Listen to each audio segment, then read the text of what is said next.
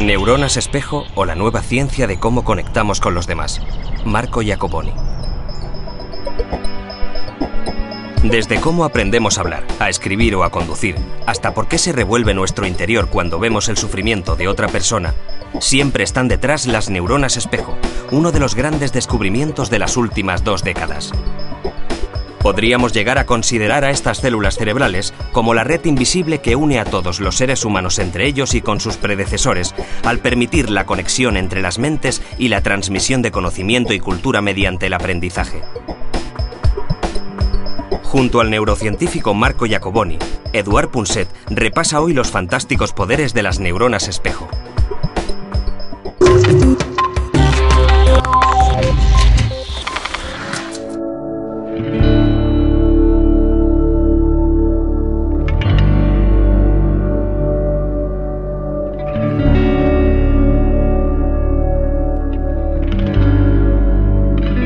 Siempre pensé que hace unos 50.000 años, más o menos, hubo alguien que supo intuir lo que estaba cavilando el cerebro del que tenía enfrente.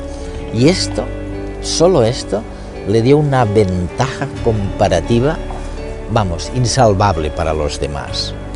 Y han tenido que pasar 50.000 años para saber por qué mecanismos y cómo podemos intuir lo que el otro está pensando, lo que el otro está o va a hacer y lo que el otro está sintiendo. Y esto es gracias a las neuronas espejo, sobre lo que versa este programa de redes.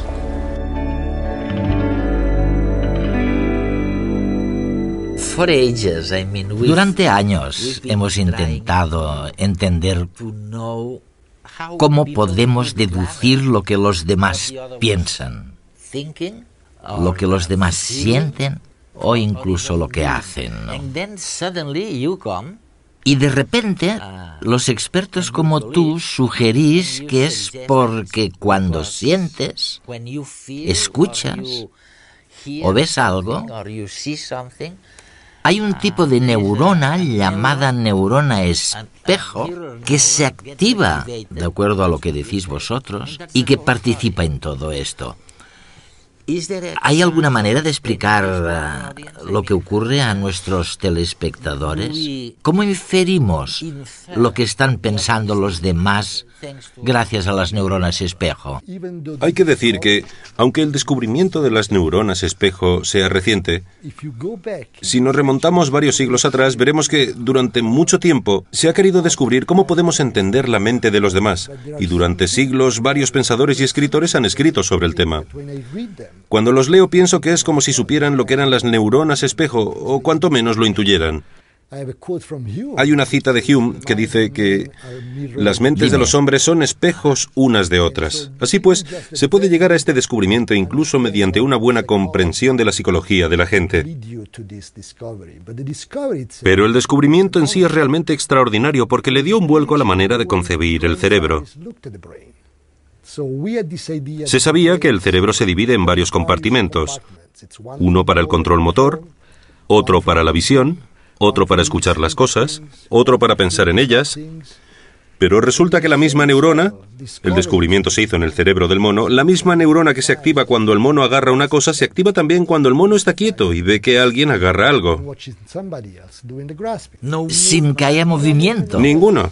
El mono no se mueve, pero la neurona se activa. Se activa. Y por eso las llamamos neuronas espejo. Porque es como si el mono que ve a otro haciendo algo estuviera contemplando su propia acción reflejada en un espejo. Así pues, realmente nos volvemos espejos de los demás mediante este mecanismo especular tan sencillo. ¿Y por qué es importante? Porque tras cada acción que hacemos, cuando yo agarro el libro o tú el bolígrafo, existe una intención subyacente, un estado mental tras esa acción. Sí. Así que mediante este espejo de las acciones de los demás, podemos acceder a su mente, al estado mental que los condujo a actuar.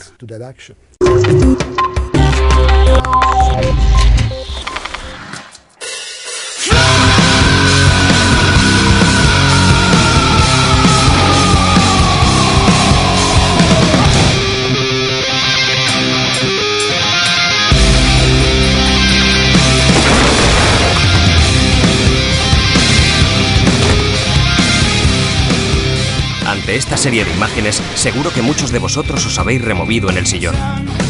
Rebobinemos la secuencia. ¿Nunca te has preguntado por qué sufres de una reacción física, algo parecido al dolor cuando ves dolor en los otros? La respuesta está en las neuronas espejo, unas células del cerebro que actúan realmente como espejos, en el sentido más literal del término. Reflejan las sensaciones de los demás y hacen que las sintamos casi como si las viviésemos en nuestra propia piel. Si no fuera por ellas, no existiría el cine ni el teatro. Nadie se estremecería ante el trabajo de los actores que se besan o lloran, o acometen proezas heroicas. Tampoco existirían los libros, que nos hacen vivir vidas ajenas, ni habría seguidores de los equipos de fútbol, ni retransmisiones deportivas televisadas. Pero las neuronas espejo no se limitan a hacernos disfrutar en nuestros ratos de ocio. Nos pasamos el día intentando entender el mundo, percibiendo las emociones de los demás y simulándolas en nuestro interior. Y es que las neuronas espejo no descansan, interpretan hasta los más insignificantes detalles musculares de las personas que nos rodean, de forma automática, informándonos de cómo se sienten a cada momento.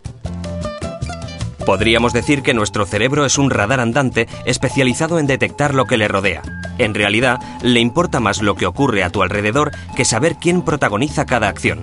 Tú, como individuo, le importas menos de lo que crees. Te lo mostraremos con un ejemplo. Es evidente que para ti es muy diferente chutar una pelota que ver chutar una pelota, o que escuchar chutar una pelota, o pronunciar la palabra chutar. Pues resulta que ante todas estas situaciones se activan las mismas neuronas espejo. Para ellas, la concepción clásica de que el mundo se divide en lo que hago yo y lo que hace el resto es insignificante. Hace unos años, incluso los descubridores de las neuronas espejo hablaban poquito de ellas, porque no estaban seguros de cuál era su finalidad, su objetivo, ni de qué significaban realmente. Pero ahora hemos llegado al extremo contrario. Ahora hay una tendencia a pensar que son decisivas para todo. Sí. Hablemos de algunas de las cosas para las que parece que son decisivas, como la imitación, por ejemplo. Tú mismo afirmas que sin las neuronas espejo no habría imitación. Las actrices y los actores no podrían imitar también a sus personajes. ¿Qué sucede con la imitación y el aprendizaje de la imitación? Creo que las neuronas espejo son muy importantes en eso. Teniendo en cuenta las propiedades de dichas neuronas, todo apunta a que son fundamentales para la imitación porque se activan al realizar una acción, pero también al ver a otra persona realizándola. Así que resulta casi natural que tengan importancia en la imitación. Además, hemos llevado a cabo experimentos de neuroimagen. ¿Cómo cuáles? Como poner a alguien en el escáner para repetir ciertas acciones y luego, bajo condiciones controladas, descubrir qué respuestas son de imitación y no simplemente relacionadas con realizar la acción. Ya. E hicimos un experimento con una técnica llamada estimulación magnética transcraneal, que provoca una lesión pasajera en el cerebro. De hecho, utilizamos esta técnica para inhabilitar el área de Broca mediante una pequeña lesión, temporalmente. Los participantes no sufrieron ningún daño a largo plazo. El área de Broca es una de las regiones que contiene estas neuronas. Pues bien, resulta que los participantes ya no pudieron imitar más. No, y esto sugiere que existe un vínculo muy fuerte entre las neuronas espejo y la imitación. Sin embargo, creo que en principio se puede imitar sin neuronas espejo. Hagamos un experimento mental. Imagina que con una varita mágica pudiera hacer desaparecer todas las neuronas espejo de tu cerebro. Creo que seguirías pudiendo imitar, pero que utilizarías una forma muy distinta de imitación, que se basaría mucho más en mirar lo que hago y reproducirlo, sin captar mis sentimientos, sin ver cuáles son los estados mentales asociados con lo que hago. Por tanto, sería imitación sin lectura de mente, sin conexiones entre las dos mentes. Hay otro descubrimiento relacionado que también parece asombroso, y es el siguiente, y corrígeme si me equivoco. Si un ser humano o un mono ven a alguien que se pone en la boca un caramelo, getting a sweet, to take into his mouth, las neuronas del mono y las del humano, las neuronas espejos, se activan. Pero si en lugar de llevarse a la boca un caramelo, no hay nada, y el ser humano actúa como si hubiera un caramelo en sus dedos, sin que sea así, entonces la neurona espejo del ser humano se activa. La del que está mirando, pero no la del mono. El mono no sabe mentir. Es una buena manera de decirlo. Sí, pero ¿por qué? ¿A qué se debe? Mira, creo que hay otra manera de verlo. El caso es que los monos no hacen teatro. Cuando finges que hay algo en tus manos y haces el gesto, aunque no haya nada en realidad, estás haciendo teatro. Teatro, ¿eh? Los humanos pueden hacerlo. Pero están mintiendo. Bueno, también es un arte. Hay un arte fabuloso relacionado con el teatro. A los seres humanos se les da muy bien, a los monos no. Esto nos dice que nuestras neuronas espejo reflejan lo que podemos hacer, no lo que no podemos hacer. Creo que si pudiéramos enseñarles a los monos a hacer teatro, con el tiempo llegarían a tener una respuesta especular ante un ser humano representando algo. Pero hasta que lo hagamos, el mono no lo hará. Marco, vamos a ver, ¿crees que estoy equivocado cuando pienso que los monos y los seres humanos tenían ambos, hace, 2 millones de años, neuronas espejo muy parecidas, pero que luego, con la evolución, el ser humano, a través de procesos cognitivos más densos o sofisticados, aprendió a fingir, a engañar a los demás, mientras que el mono no lo aprendió? El mono se quedó donde ambos estaban antes.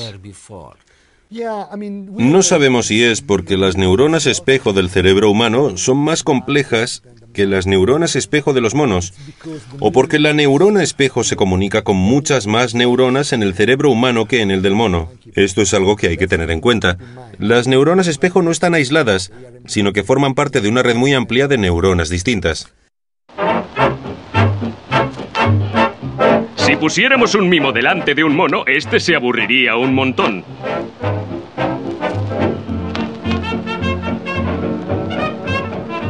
Sin los objetos reales, sus neuronas espejo no se activarían. El mono no entendería las acciones del actor. Y es que los monos no pueden imaginar aquello que no ven.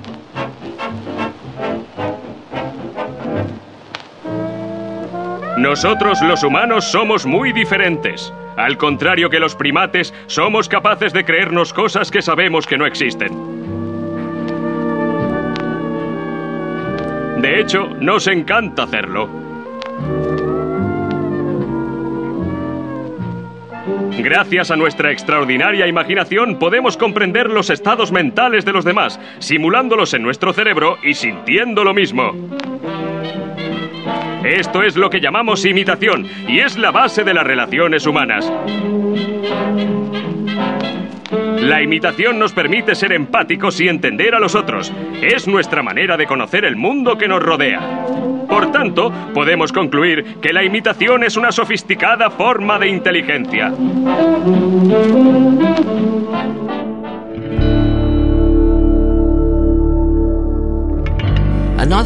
Otro campo en el que las neuronas espejo entran en juego es el lenguaje. Mencionas el área de Broca, que al parecer es la región principal del cerebro para el lenguaje, ¿no? ¿Qué sucede exactamente con eso? ¿Hasta qué punto han sido útiles las neuronas espejo para que los humanos aprendieran a hablar? ¿Es cierto? En primer lugar, cuando hablamos siempre utilizamos las manos. La gesticulación con las manos es muy importante para la comunicación. Sabemos que las neuronas espejo son importantes para controlar las manos y descodificar los movimientos de las manos de los demás. Así que cuando te veo mover las manos mientras hablas conmigo, utilizo las neuronas espejo para interpretar lo que haces con las manos. La idea es que incluso antes de que los seres humanos pudieran hablar, estas neuronas servían para la comunicación no verbal. Porque los gestos se utilizan en la comunicación. Y de nuevo estas neuronas se activan cuando hago ciertas cosas, pero también cuando te veo hacerlas. Así que crean una paridad, un canal de comunicación entre tú y yo. El caso es que evolucionaron y ayudaron incluso en el habla. De hecho, hicimos experimentos en el laboratorio que demuestran que las regiones cerebrales que se activan al hablar, en el lóbulo frontal, también se activan al escuchar a otras personas que hablan. Así que incluso estas regiones modernas que controlan la lengua y los labios al hablar entran en juego cuando te escucho hablar y yo no hablo. Las regiones que controlan la lengua y los labios están tan activas como si estuviera hablando yo mismo. Hay otro tema que preocupa a la gente.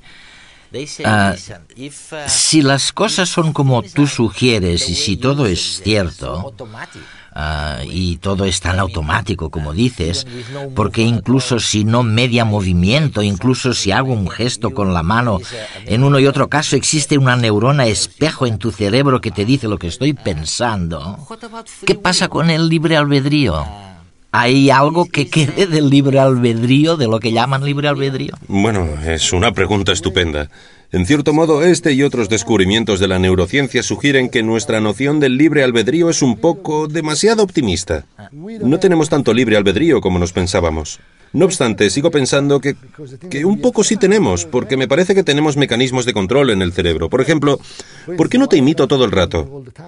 Puedo evitarlo, puedo controlarlo, así que, aunque creo que hay influencia sobre la conducta humana, y aunque sabemos, por ejemplo, que la violencia en los medios de comunicación realmente está provocando conducta imitativa, y aunque me parece que las neuronas espejo participan en eso, al final se puede controlar. Así que hay esperanza para el libre albedrío. No somos robots que únicamente pueden hacer lo que ven. Hay cierto grado de control. Pese a todo, en último término, todo esto significa que el libre albedrío no es completo. Lo que vemos y experimentamos determina la manera en la que nos comportamos.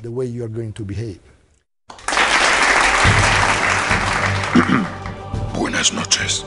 ¿Se ha parado a pensar en la cantidad de cosas que hacen sus manos por usted?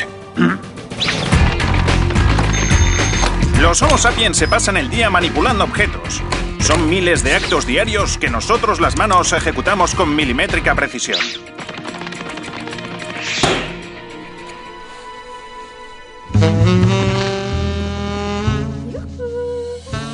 ¿Y cómo creen ustedes que nos las apañamos para ser tan eficientes? Las neuronas espejo detectan el movimiento de las otras manos y enseñan a las propias a imitarlas. Desde que nacen, se dedican a perfeccionar este arte.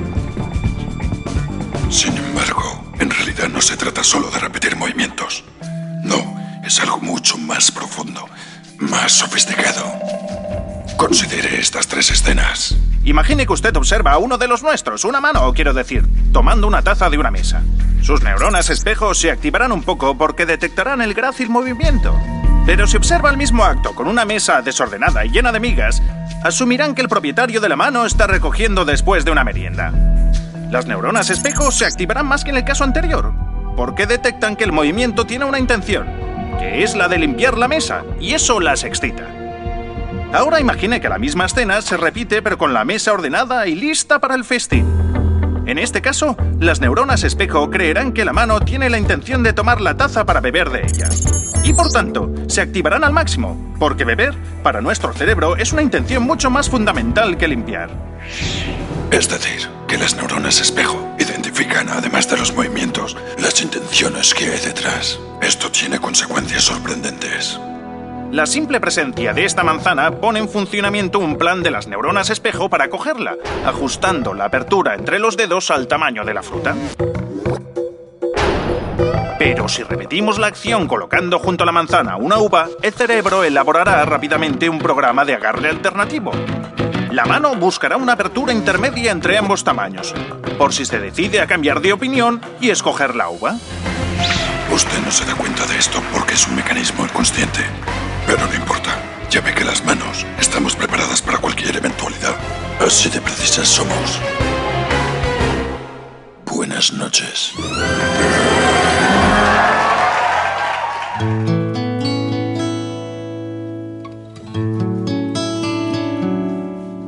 Yo entiendo que ustedes vean la relación entre, digamos, un estímulo exterior. Bueno, yo estoy moviendo estos dedos con la pluma, ¿no? Y este estímulo exterior activa una neurona espejo en el cerebro de la persona que tengo enfrente. Okay, this I do understand. De acuerdo, pero es que luego viene algo mucho más complicado. A través de las neuronas espejo se transmite mediante la ínsula, que es una especie de estructura de conexión del cerebro a las emociones, de conexión. Y las emociones, en principio, no parecían tener nada que ver con las neuronas espejo. Pero ahora habéis descubierto que también pueden influir a través de la ínsula sobre la empatía, sobre si, por ejemplo, uno es capaz de empatizar con el sufrimiento de otra persona, o si no es capaz. Tienes toda la razón. De hecho, hemos publicado varios artículos que sugieren y demuestran que, en primer lugar, en lo referente al sistema neuronal, las regiones que contienen neuronas espejo del cerebro humano realmente se comunican con los centros cerebrales de las emociones, así que conectan con... el sistema límbico, ¿no? Sí. Y en segundo lugar, la actividad en este sistema está correlacionada con la cantidad de empatía. Hay estudios que demuestran que los niños que imitan u observan las expresiones faciales presentan actividad en estas áreas, por supuesto, y cuanto más activas son dichas regiones, más empatía tienen los niños. Por tanto, existe un vínculo muy estrecho entre la actividad en estas regiones cerebrales y la tendencia a tener empatía. Básicamente, funciona del siguiente modo. Yo te veo sonreír y mis neuronas espejo lo simulan, crean una especie de imitación interna en mi cerebro de la sonrisa en tu rostro, y luego envían estas señales al sistema límbico y siento lo que tú sientes. Ah, sí. Y podríamos decir que cuanto más sonríes, más posibilidades tienes de ser feliz, entonces. Así es. Lo demuestran los datos. Por ejemplo, hay personas cuyo trabajo es formar parte del público en comedias de televisión. Y hay un estudio en el que se entrevistaba a las personas que habían pasado un año trabajando de eso, que tenían que reír.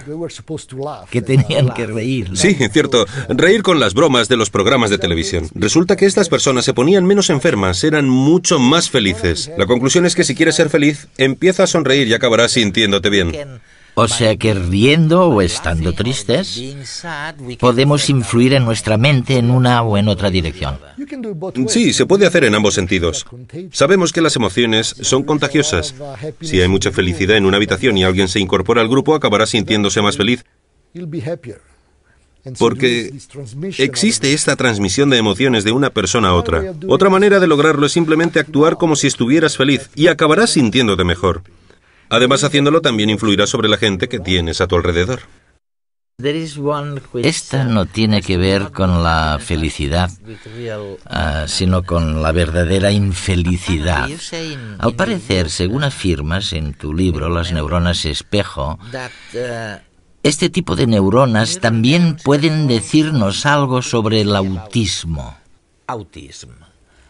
Este trastorno mental que hace que algunas personas se vuelvan autistas, incapacitadas. Me parece muy difícil ver la relación entre una y otra cosa.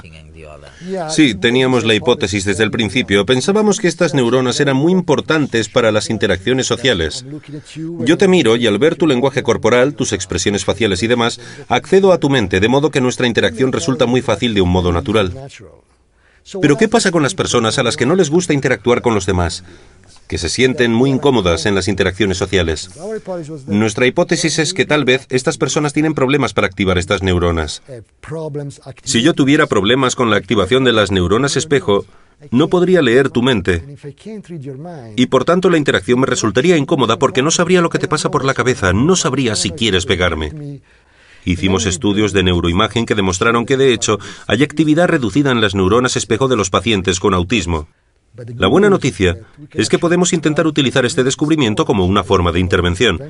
Ya se están utilizando tratamientos basados en la imitación con la idea de volver a entrenar las neuronas espejo de los pacientes con autismo para que funcionen mejor. Me parece que estamos al principio de la ciencia de las neuronas espejo y que todavía hay muchas cosas por descubrir. Es una gran oportunidad para el futuro. Sí.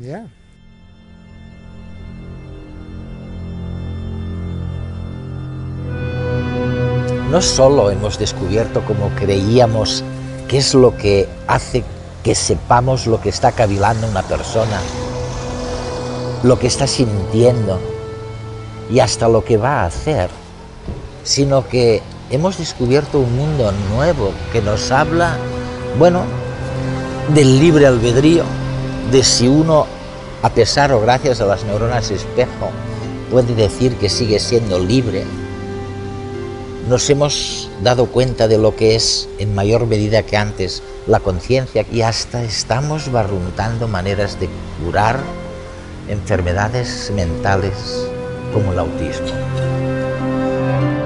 Las neuronas espejo son los diminutos milagros gracias a los cuales atravesamos el día. Marco Iacoboni.